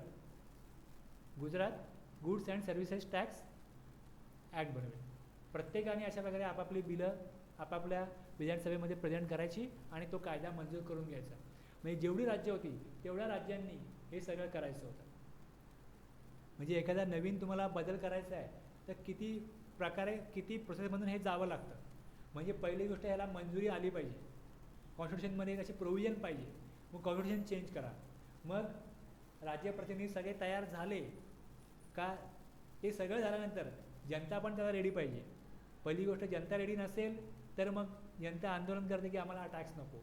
मग लोकांना गव्हर्नमेंटनी कन्व्हिन्स केलं की GSTमुळे रेट कमी होईल, फायदा होईल, आपल्याकडे रोजगार वाढेल, नवीन कंपन्या येतील, बऱ्याच गोष्टी होतील, तुम्ही शांत राहा, तुम्हाला फायदा होईल. GST हा मोठा रिफॉर्म असेल, लाँग टर्ममध्ये तुम्हाला याच्यापासून वस्तू स्वस्त झाल्यामुळे फायदाही होईल आणि बऱ्याच गोष्टी तुमच्या फायद्याच्या होतील GSTमुळे. म्हणजे लोकांनी फार विरोध केला नाही. पण दुसऱ्या स्टेजमध्ये वेगवेगळ्या स्टेटनी, म्हणजे जर तुम्ही बघाल 2000पासून जर का ही प्रोसेस सुरू होती, मग एवढे वर्ष का गेली? ज्या मोदींच्या काळामध्ये हा कायदा मंजूर झाला त्याच मोदींनी ते गुजरातचे मुख्यमंत्री असताना याच GST कायद्याला विरोध केला होता. मग मोदींना विचारलं गेलं की तुम्ही आता निवडून आल्यानंतर, पंतप्रधान झाल्यानंतर तुम्ही हा कायदा पहिले का आणला? तर त्यांनी असं सांगितलं की ज्या काळामध्ये तो कायदा काँग्रेस गव्हर्नमेंट आणणार होती त्या काळामध्ये मला जे काही सांगितलं गेलं होतं त्यावेळेस ते योग्य नव्हतं, त्या काळात ते योग्य नव्हतं, आताच्या काळात ते योग्य आहे, त्यामुळे आता आम्ही हा कायदा, म्हणजे त्यावेळची परिस्थिती आणि आताची परिस्थिती याच्यामध्ये बदल झाले. मेनली तेव्हाचं इंटरनेट किंवा जे काही इतर गोष्टी होत्या त्यावेळची परिस्थिती आणि आत्ताची परिस्थिती. आता तुम्ही बघाल सगळं ऑनलाईन होतं, त्यावेळेस तेवढं छोट्या शहरांमध्ये, छोट्या गावांमध्ये इंटरनेट पोचलेलं नव्हतं, त्यामुळे तेव्हा ते इम्प्लिमेंट करणं अवघड होतं किंवा अशक्य होतं किंवा त्रासदायक झालं असतं. मे बी काय वॉटर रिझन असतील, त्यांनी सांगितलं की त्यावेळच्या काळाप्रमाणे मला ते योग्य वाटलं नाही म्हणून मी त्याला विरोध केला, पण आत्ताच्या काळामध्ये आपण हे इम्प्लिमेंट करू शकतो म्हणून आम्ही निवडून आल्यानंतर सगळ्यात पहिले GST आणलं.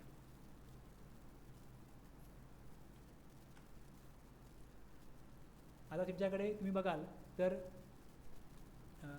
एक बघा, जेव्हा नवीन कायदा आणला किंवा आणायचा विचार झाला त्यावेळेस आपल्याकडे स्टेट्स आहेत. दुसरं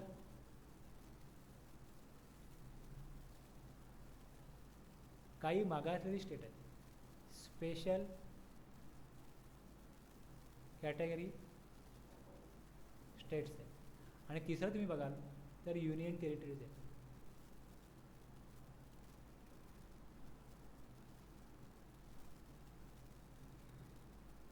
राज्य आहेत, युनियन टेरिटरीज आहेत आणि काही अशी स्टेट आहेत की तिकडे त्यांच्याकडे लोक एज्युकेटेड नाही आहेत, उत्पन्नाची साधनं नाही आहे, निसर्ग अनुकूल नाही आहे, व्यवस्थित पाऊस पडत नाही किंवा खूप जास्त पाऊस पडतो, डोंगराळ प्रदेश आहे, तिकडे कुठली फॅक्टरी वगैरे लावायची म्हटली तर कुठली तिकडे कंपनी जाऊन फॅक्टरी लावू शकत नाही.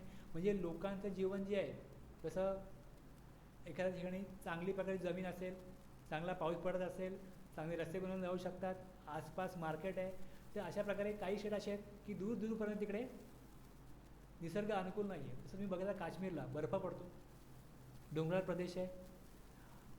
तर आपल्या इकडे अशी काही स्टेट आहेत की जिकडे फारच प्रतिकूल परिस्थिती आहे, त्यांच्याकरता वेगळ्या प्रकारे विचार करायला लागतो. त्यांचं स्वतःचं कुठलंही उत्पन्न नाही, जर जो टॅक्स कलेक्ट होतो त्यातून जर का त्यांच्यावरती खर्च नाही केला तर त्यांचा कधीही त्या प्रदेशामध्ये लोक प्रोग्रेस करू शकणार नाहीत. मग त्या स्पेशल कॅटेगरी स्टेट्स करता गव्हर्नमेंट काही वेगळं अनुदान देते, त्यांना वेगळ्या प्रकारे डेव्हलपमेंट व्हावी म्हणून काही योजना बनवते. असे काही स्टेट्स आहेत. जर तुम्ही GST आणताय तर तुम्ही या स्टेटचं काय करणार, युनियन टेरिटरीजचं काय करणार, स्टेटचं काय करणार? स्टेट काही स्टेट अशी आहेत की डेव्हलप आहेत, चांगल्या प्रकारे तिकडे एज्युकेटेड लोक आहेत, मग वेगवेगळ्या प्रकारची स्टेट. पहिली गोष्ट, तुम्ही जेव्हा एखादा टॅक्स पूर्ण देशावरती लागता तेव्हा देश हा एकसमान असायला लागतो. देश एकसमान नाही आहे, देशामध्ये वेगवेगळ्या प्रकारे जे काय फरक आहेत त्यानुसार तो विचार करायला लागतो. तुम्ही जेव्हा बघाल म्हणजे वेगवेगळ्या तरतुदी आहेत त्यामध्ये स्पेशल कॅटेगरी स्टेट्स करता काय वेगळ्या तरतुदी, स्टेट करता काय वेगळ्या तरतुदी, तर हेही त्यामध्ये आपल्याला बघायला लागेल. आणि तुम्ही ज्यावेळेस हा कायदा बनवला गेला त्यावेळेस एक central goods and service tax bill एक बिल आलं, दुसरं integrated goods and service tax bill हे दुसरा कायदा आहे. युनियन टेरिटरीज करता union territory goods and service tax bill. म्हणजे हे जे 3 कायदे आहेत हे 3 कायदे सेंट्रल गव्हर्नमेंटमध्ये मंजूर झाले. युनियन टेरिटरीजवरती सेंट्रल गव्हर्नमेंटचा कंट्रोल असतो. पण दिल्ली आणि पुडुचेरी हे दोन जे युनियन टेरिटरीज आहेत तिकडे निवडणुका होतात आणि तिथे मुख्यमंत्री आहे. मग त्यांची तिकडे विधान परिषद किंवा विधानसभा आहे. मग त्यांच्या इकडे कायदा मंजूर केला जाऊ शकतो. आता काश्मीरला आणि लडाख दोन प्रदेश केले. काश्मीरमध्ये काय आहे, युनियन टेरिटरी आहे, पण तिथे पण काय आहे, विधानसभा आहे, मुख्यमंत्री आहे, तर ते आपला स्टेट ॲक्ट बनवू शकतात. पण लडाखमध्ये युनियन टेरिटरी आहे, मग तिकडे त्याला युनियन टेरिटरी ॲक्ट लागू होतो. हे लक्षात. Union territory with state legislative ते सेमी स्टेट मानलं जातं. जो जशा प्रकारे स्टेटला GST इम्प्लिमेंट होईल त्याच प्रकारे जिकडे युनियन टेरिटरी आहे पण जिकडे त्यांचं स्टेट लेजिस्लेटिव्ह आहे ते सेमी स्टेट आहे. म्हणजे जसं आपल्याकडे CGST AGST येतो तिकडे पण CGST AGST येतो, पण युनियन टेरिटरीमध्ये CGST आणि UTGST येतो.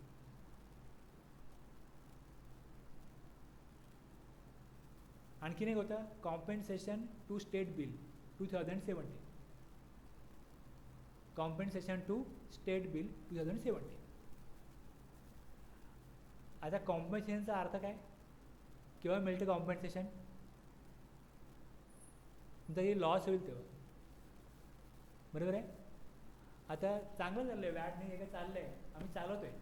आता तुम्ही GST आणणार, सेंट्रल गव्हर्नमेंटचं म्हणणं आहे आम्ही तुम्ही GST आणणार, स्टेट गव्हर्नमेंट म्हणतात मग आमचा समजा जो रेव्हेन्यू आहे तो कमी झाला तर, तुमच्या GSTमुळे आमचा जर का रेव्हेन्यू कमी झाला तर,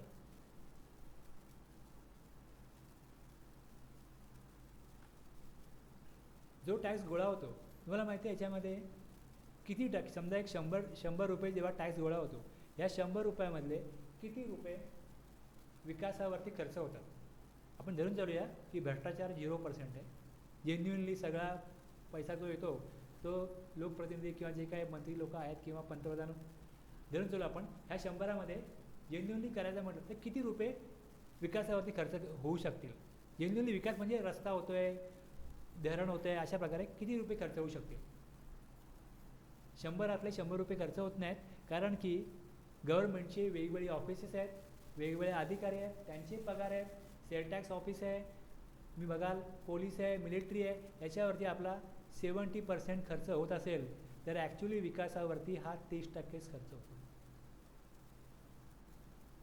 जे आमदार खासदार निवडून जातात 5 वर्ष तिथे राज्य करतात त्यांना आयुष्यभर पेन्शन मिळतं, पैसे कुठनं जातात, आपल्या टॅक्समधनं जातात. लक्षात आलं ना.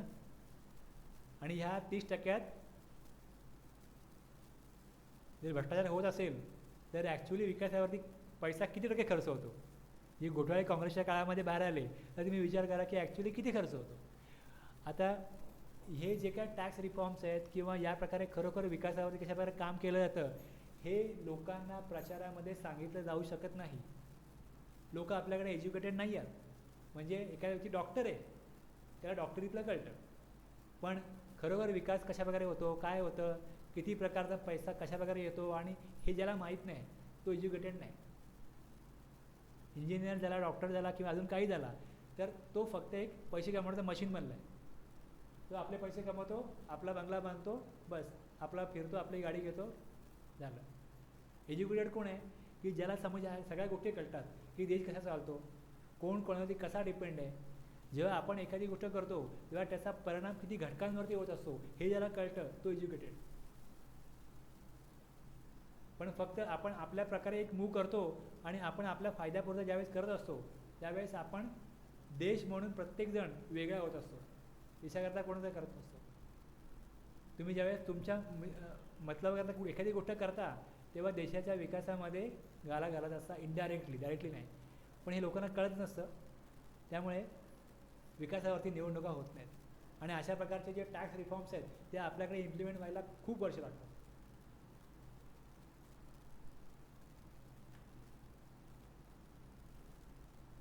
तर जर GST आणला आणि जर त्यांचं वॅटचं इन्कम कमी झालं तर ह्या कॉम्पेन्सेशन टू स्टेट हे जे बिल पास केलं गेलं ह्याच्यानुसार सेंट्रल गव्हर्नमेंट त्यांना काय देईल, नुकसान भरपाई देईल.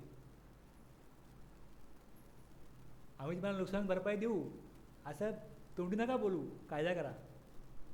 तसा कायदा करा, मग आम्ही GSTला मंजुरी देऊ असं स्टेटने सांगितलं. मग असा कायदा केला की पुढची 5 वर्ष जर तुमचं इन्कम कमी झालं तर तुम्हाला आम्ही काय देऊ, नुकसान भरपाई देऊ. मुंबई महानगरपालिकेला LBT मिळतो, बरोबर आहे, लोकल बॉडी टॅक्स. तो आता बंद होणार, एंट्री टॅक्स बंद होणार. मग त्या महानगरपालिकेला दरवर्षी स्टेटनी काय अमाऊंट द्यायची, दर महिन्याला काय अमाऊंट द्यायची. आणि जसं महागाई वाढते तसं अमाऊंट पण वाढते ना, मग दरवर्षी किती वाढ द्यायची त्यांना हे पण ठरलं. जेव्हा GST पहिले इम्प्लिमेंट झाला, तुम्ही न्यूजमध्ये बघितलं असेल, त्यावेळेस सुधीर मुनगंटीवार फायनान्स मिनिस्टर होते महाराष्ट्राचे. ते मुंबई महानगरपालिकेमध्ये त्यांना जे काय LBT बंद झाला आहे म्हणून काय अमाऊंट त्यांना द्यायची आहे त्याचा चेक घेऊन गेले होते. आणि त्यावेळेस उद्धव ठाकरेंनी तो महानगरपालिकेत जाऊन तो चेक त्यांच्या हातनं स्वीकारला होता. आणि त्याच्यावरती मग विरोधी पक्षाने सांगितलं होतं की कॉन्स्टिट्यूशनमध्ये असं कुठे दिलं आहे की ह्यांचा महापौर आहे किंवा यांची सत्ता आहे मुंबई महानगरपालिकेत म्हणून यांच्या पक्षाचा व्यक्ती येऊन तो चेक कसा कलेक्ट करू शकतो, हे कॉन्स्टिट्यूशनच्या विरुद्ध आहे, हे राज्यघटनेच्या विरुद्ध आहे. अशा प्रकारे त्यांनी विरोध केले होते. हे प्रत्येक गोष्ट ही तुमच्या राज्यघटनेप्रमाणे चालते आणि त्यानुसार कायदे बनवले जातात आणि त्यानुसार ते इम्प्लिमेंट करायचे असतात. आपण काय शिकणार आहोत, GST लॉ. तर पहिल्यांदा मी ॲक्टचा मुद्दा आणला आहे, लॉ काय पुढे सांगेन. पण पहिले ज्यावेळेस GST इम्प्लिमेंट होण्याची वेळ आली ती त्याची प्रोसेस या प्रकारे होती. आपण एक केला गेला आहे एक bill, compensation to state bill with the receipt of the president. आता हे सगळं झाल्यानंतर ह्याची जी तुमच्याकडे लोकसभा आहे, राज्यसभा आहे, इकडे काय होतं, मंजुरी मिळते. मंजुरी मिळाल्यानंतर मग ते राष्ट्रपतींकडे पाठवलं जातं. राष्ट्रपती त्याच्यावरती ॲसेंट करतात. म्हणजे ते त्यांच्या अधिकारामध्ये, म्हणजे राष्ट्रपती ज्यावेळेस त्याच्यावरती ॲसेंट करतील, शिक्कामोर्तब करतील, त्यावेळेस त्याचं कायद्यामध्ये रूपांतर होतं. राष्ट्रपतींना चॉईस असतो का की नाही, नको हा कायदा, राष्ट्रपतींना असा अधिकार असतो का. तर काही अशा घटनांमध्ये राष्ट्रपती सांगू शकतात की जरा बघा तुम्ही, मला कधी यात थोडीशी अडचण वाटते, तुम्ही अभ्यास करा पुन्हा एकदा आणि मग हा माझ्याकडे पाठवा. एकदा कधी राष्ट्रपती, मला एक्झॅक्टली माहीत नाही पण मी असं ऐकण्यात माझ्या आलं असं की एकदा त्यांना असा अधिकार असतो, पण सेकंड टाईम जर तेच बिल परत आलं तर मात्र त्यांना त्याच्यावर शिक्कामोर्तब म्हणजे ॲसेंट करावाच लागतो. हे त्यांनी केलं 12 April 2017. The president assent on 20 April 2017. The bill were enacted. The enactment of the Central Act was followed by enactment of the state GST law by the various state legislatures. मग तेलंगणा, राजस्थान, छत्तीसगड, पंजाब, गोवा, बिहार ही काही पहिली राज्य होती ज्यांनी काय केलं, त्यांच्या स्टेट लॉमध्ये जसे हे 4 बिल मंजूर झाले सेंट्रल गव्हर्नमेंटला, राष्ट्रपतींनी ॲसेंट केली, तर प्रत्येक स्टेटमध्ये त्याचं बिल प्रेझेंट केलं गेलं आणि त्याच्या राज्यपालांकडनं त्याच्यावर शिक्कामोर्तब होतं. जसे सेंट्रल गव्हर्नमेंटचे प्रेसिडेंट मेन असतात तसे राज्यामध्ये राज्यपाल मेन असतात. All states and union territories had passed their respective SGST and UTGST act except Jammu आणि काश्मीर. जम्मू आणि काश्मीरला 8 जुलैला पास झाला, 8 जुलै 2017. आणि अशा प्रकारे मग पूर्ण भारतामध्ये GSTचा कायदा लागू होऊ शकतो. याकरता ज्या काय कायदेशीर बाबी होत्या त्या पूर्ण झाल्या अशा प्रकारे. आणि मग आपल्याकडे 1 जुलै 2017 पासून GSTचं इम्प्लिमेंटेशन ॲक्च्युली प्रॅक्टिकली चालू झालं.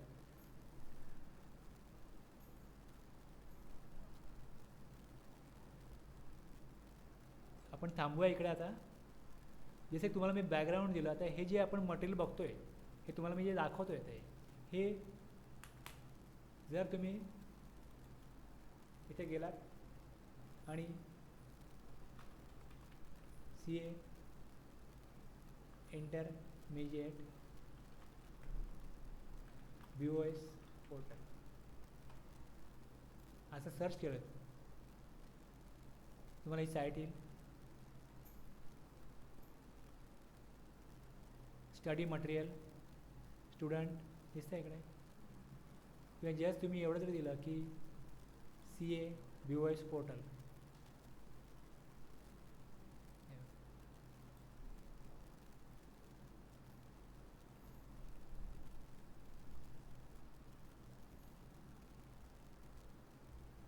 इंटरमिजिएट कोर्स आला. यामध्ये टॅक्सेशन आहे. टॅक्सेशनमध्ये study material relevant for May 2021 and November 2021 examination. इथे गेलो, स्टडी मटेरियल, हे इन्कम टॅक्स आहे, बरोबर आहे. खाली इनडायरेक्ट टॅक्सेस, स्टडी मटेरियल आहे, GST in India and introduction. आता हे सगळे टॉपिक आहेत ना, हे मी कवर करणार आहे. हा इंट्रोडक्शन टॉपिक आहे, हा आपण आता बघतोय. पुढे मग चॅप्टर 2, 3, 4, 5 अप टू 10 रिटर्न्स आहे बघा. हे एवढे जे आहे हे CA इंटरमिडिएटला हा सिलेबस आहे. आणि ह्याच्यामध्ये जे टॉपिक्स आहेत ते तुम्हाला कळले तर तुम्ही GSTमध्ये प्रॅक्टिकली काम करू शकाल. तुम्हाला कळेल की आपण हे काम करतोय याला कायदेशीर आधार काय. एक ॲक्ट असतो, दुसरा रूल असतो, तिसरा नोटिफिकेशन सर्क्युलर. याविषयी आपण उद्या बोलू. पण तुम्हाला जर मी आज जे एक्सप्लेन केलं ते तुम्हाला इथे मिळेल. हे सगळ्यांकरता ओपन आहे. कोणी हे जाऊन ती PDF बघू शकतो, डाउनलोड करू शकतो. तिथनं मी डाउनलोड केली आणि तेच मी हे करतो. हे अराऊंड 41 पेजचं डॉक्युमेंट आहे, हे तुम्ही बघताय. आणि इकडे जे काय बाकीचं कलर काम केलं आहे ते माझं मी केलं आहे. हे जे खाणाखुणा केल्या आहेत त्या मी माझ्या गरजेनुसार हायलाईट केलं आहे. से आता आपण आज जेवढा भाग बघितला हा फक्त 6 पेजचा भाग बघितला आणि पुढे तर हे 7 पेजपासून पुढे आहे. म्हणजे पहिले आपली अराऊंड नाही म्हटलं तर 3-4 सेशन्स हे आपण बॅकग्राऊंड समजून घेण्यामध्ये ॲटलिस्ट 3 तरी जातील. आणि त्याच्यानंतर ॲक्च्युली आपण पुढच्या ज्या गोष्टी आहेत त्या आपण बघणार आहोत. आता हे तुम्ही बघितलं, तुम्हाला मी सोर्स सांगितला, हा सोर्स आहे. तुम्ही हे बघितलं, हे वाचलात, तुम्हाला अगोदरपर्यंत तुम्ही वाचून ठेवलात आणि मग पुढे मी हे घेणार आहे, तुम्ही वेल प्रिपेअर्ड असाल. अदरवाईज तुम्हाला काय यातले डाऊट असतील तुम्ही विचारू शकता मला नंतर, जे काय आहे ते. थांबूया.